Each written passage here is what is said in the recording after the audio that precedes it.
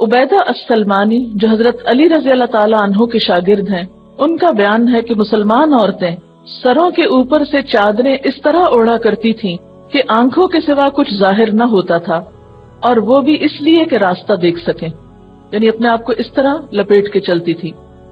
اب بعض لوگ کہتے ہیں کہ یہ حکم جو ہے وہ ازواج مطہرات کے لیے ہے، چہرہ لپیٹنے کا، یا یہ ہے کہ یہ ساری سختی جس کو نام نہاد سختی بولا جاتا ہے، حالانکہ اس کے بغیر بعضوں کا جو سختیاں پڑتی ہیں انسان پہ وہ کہیں زیادہ بھاری ہوتی ہیں، لیکن ان کو ہم بھول جاتے ہیں اور اس حکم کے عمل کرنے کو سختی سے تعبیر کرتے ہیں۔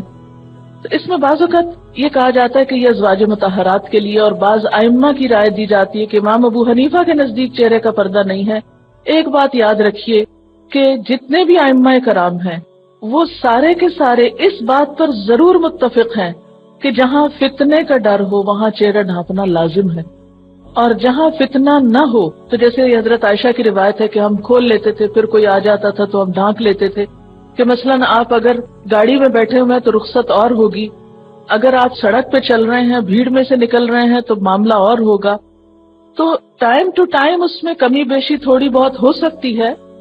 لیکن یہ نہیں کہ کسی امام نے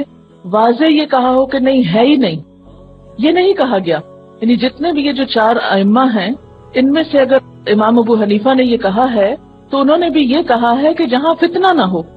جہاں خرابی کا اندیشہ نہ ہو، جہاں عورت اپنے آپ کو محفوظ سمجھے، لیکن جہاں فتنہ ہو اور جہاں